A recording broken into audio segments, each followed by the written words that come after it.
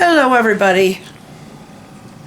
This is Glenda, and tonight we are going to work on Jesus healing the leper. And we'll be back in a little bit and start that project.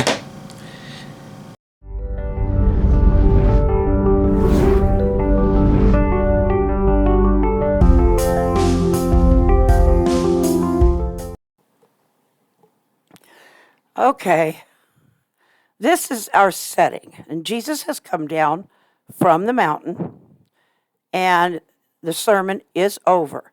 He is now ready to heal people.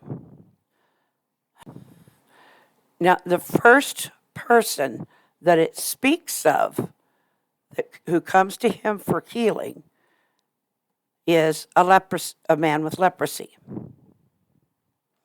Leprosy was thought to be the most terrible disease. It was very visible. And because what happens with leprosy, I looked it up and did some study on it, it is a disease of the nerve endings. And it will sometimes appear in like bumps or little tiny tumors, or in plaque, like in a white patch. The thing that gives it away is there's no sensation. There's no sensation left where there has been leprosy. So if there's a white patch, say, well, I do have a white patch on the back of my wrist, but I can feel. It's dry skin, and I'm getting older. I'm getting all kinds of patches. But that's beside the point. The thing is, this disease, they did not understand it at all. And until 1982, there was no treatment. All there was colonies. Colonies of people with leprosy, looked after by people with leprosy.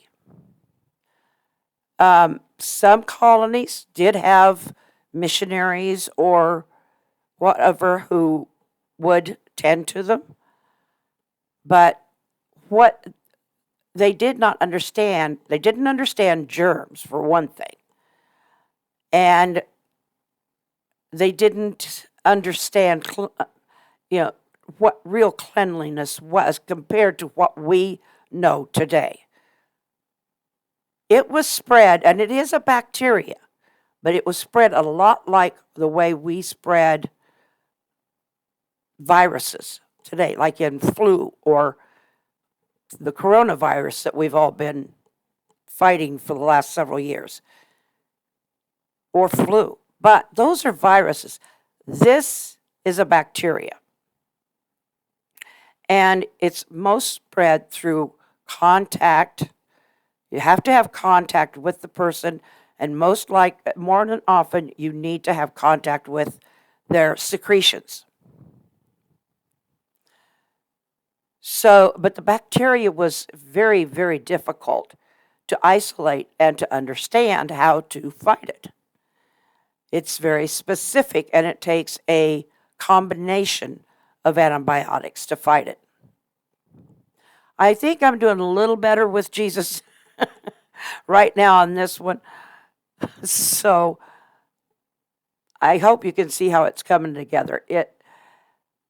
I'm still trying to keep that camera, while I'm concentrating on this, to keep it where the camera is catching everything I'm doing on it. However,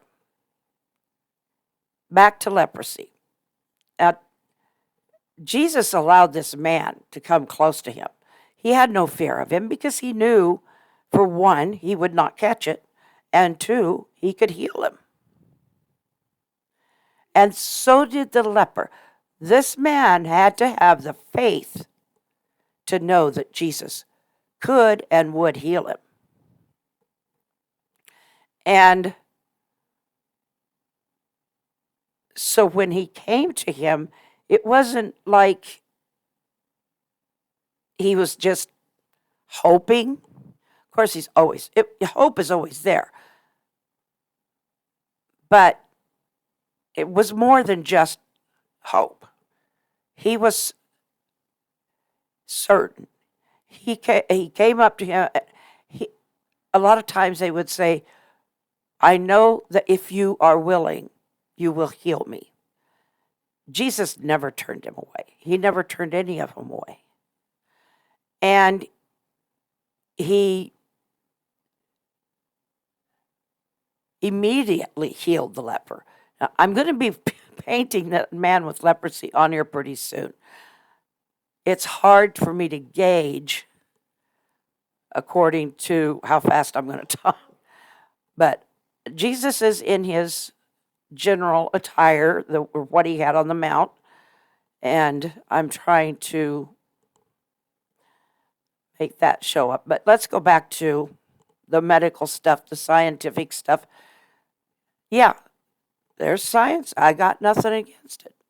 My God's the first and most important scientist ever. So I just had to throw that in there. Be a little snide, I guess. No. But this bacteria, okay, we didn't even understand germs until the they still were doing, whole big tents that they would just put people in there in big rooms, and they had no idea about germs. They didn't even know that they were supposed to keep washing their hands, and they didn't think about putting on masks and all that during surgery until late 18th century, maybe. So now that's all understood. They didn't even understand or hadn't even found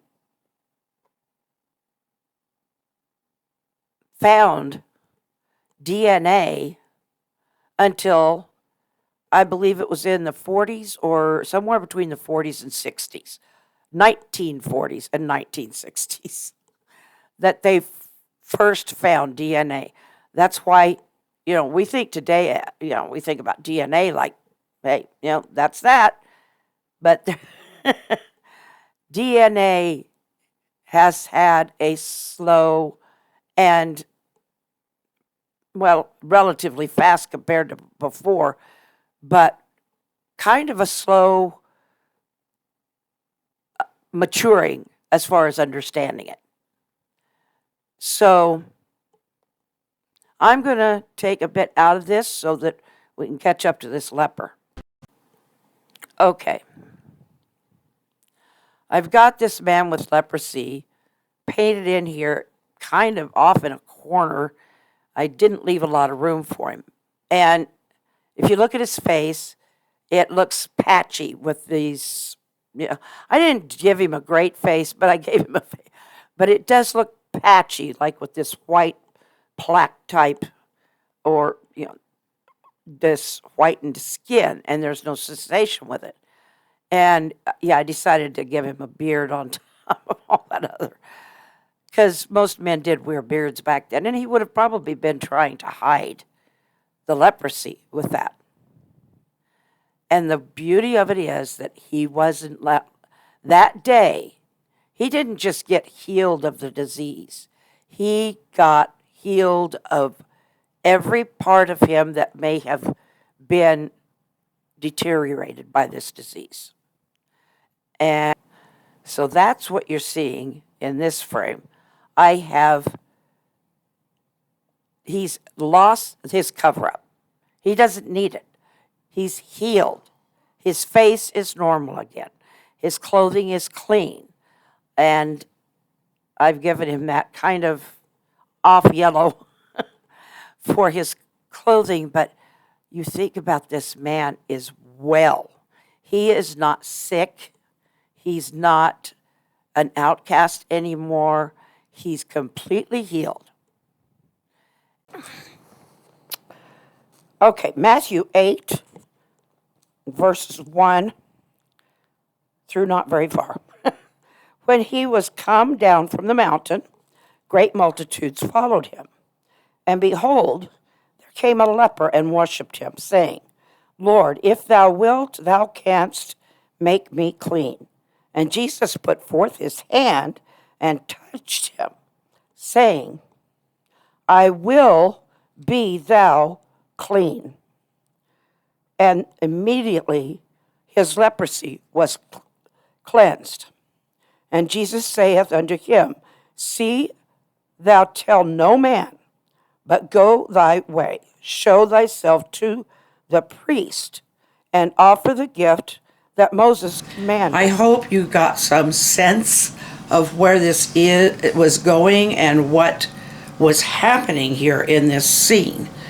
As I always say, my artwork is only there to carry the story, to give life to that story, because it was very real. And this leper, he was healed. Jesus had no fear and allowed him to come close, but he did miraculously heal the person so that they were whole again. So